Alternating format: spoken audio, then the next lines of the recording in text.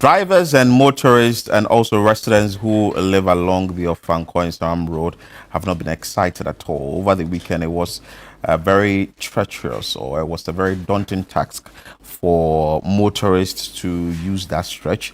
Also, residents who live along the stretch have been wondering if really the contractors are back on the stretch or not, and if the government has really paid the contractors as it's been said. We understand an amount of 400 million Ghana cedis was released to the contractors on the road. The contractors, Maripoma Enterprise Limited, we understand that they will be commencing work soon, but we don't know when, because the Ghana Private Road Transport Union, GPRT, that I can say is the biggest when it comes to a drivers union. They have indicated that they are vowing to withdraw all transport services nationwide if urgent repairs are not carried out on the Pokuase Nsawam road by Wednesday, August 2025.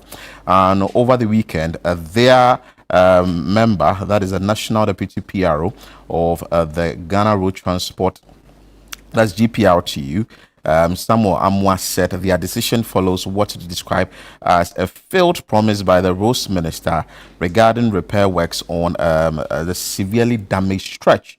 And I can tell you for a fact that that road is severely damaged.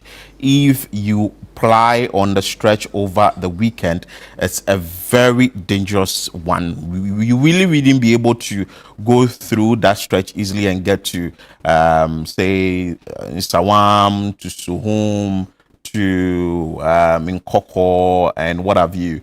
Drivers are compelled to use alternative routes, and even with that route, it's very deplorable. So they go through Doblogon or through to Kotoku before they are able to assess the route around mid-year. Then they continue to Nsawam. So what the drivers are saying is that fix this road.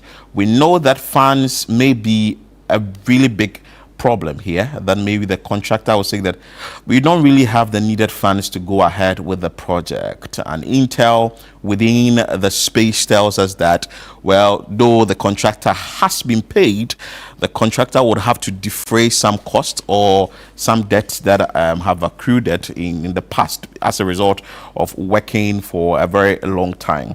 But the residents also of Nsawam and Pokuase, they say that they would give the government a brief grace period following reports that the contractors have begun mobilizing equipment to the Pokuase Nsawam road. So what we understand is work hasn't begun yet. If you have seen work on the stretch, you can text us. You can send us a message, 0204447033.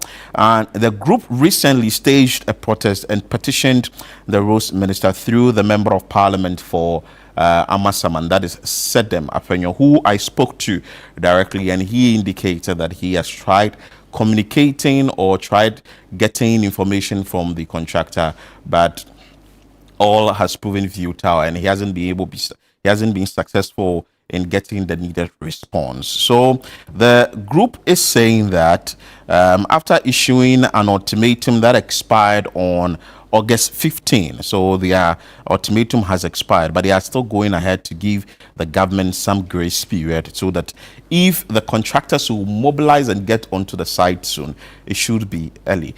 Chris, I don't know how many times we would have to talk about this road, because the last time I actually visited the place myself, went down on the road. This is a 33.4 kilometer stretch, like he keeps saying. It has a lot of say footbridges. There is an interchange that's supposed to be constructed, an overpass and an underpass. But from what we are seeing, if really this is the concern of the residents, I think I really side with them, because after the report, you were thinking that at least the driver or the contractor will move on site to at least grade the road, just make the road more travel. Over the weekend, people were going to Eastern region and Ashanti region, and trust me, it was an eyesore. You really can't drive on this road. Right. And you know, my problem is, I like I don't want to judge them. Do you understand? I do not know the technicalities of what it takes to be a contractor and the process it takes to do some of these things. But the people have been talking. The people have been speaking. We have reported so many times. I just feel like, even as a contractor, you should be a bit empathetic. Let people see that, okay, I've come on. I'm going to help. Do you understand? But it's, I understand the frustration. The frustration is not understanding what is going on, not knowing are the contractors coming back or not, not knowing when is the work going to start exactly. That's what the whole frustration is about. Really. And I understand that this has also resulted in the increment of transport fares. Yes, so yes, like you from reported the other Amasaman time. to Kotoku, for instance, should be around 10 cities, but now I understand the drivers are taking 15 cities, and you can't fault them. Now, there is a directive from the Ghana Union of Traders Association, GUTA, asking the spare part dealers to also reduce the prices of spare parts. If that is really going to be heeded to, we do not know. But if a driver should go drive on this stretch, this is an eyesore. Certainly he or she is going to get back to Abosokai and buy a spare part. And you think that the driver would be very charitable not to add the cost he or she has incurred to the transport fares? Yeah. You can't blame the drivers. Yes. You can't blame the drivers.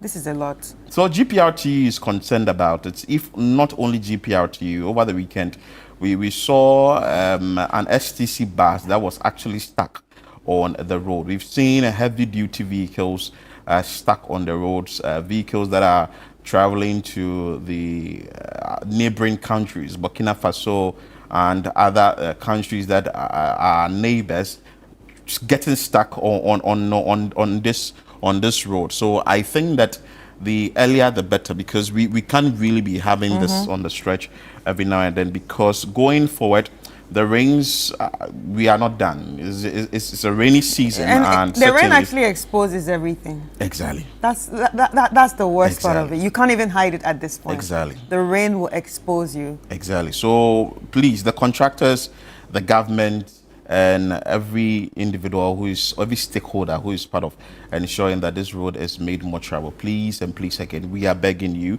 We wouldn't want to see the residents embark on another demonstration, but rather try and make the road more travel so that we can all use the stretch from Accra to Nsawam, or people who are coming from Kuntunse, Sapema, Toma, Obe, those places, Media, Hebron, all those places coming to Accra in the morning. You didn't want to see yourself driving on this stretch. You get to town, you'd have to wash your car. And as you wash the car, you're thinking of flying on the same deplorable route back home. Well, that's what we are sharing with you here on Breakfast Daily on ChannelOne TV.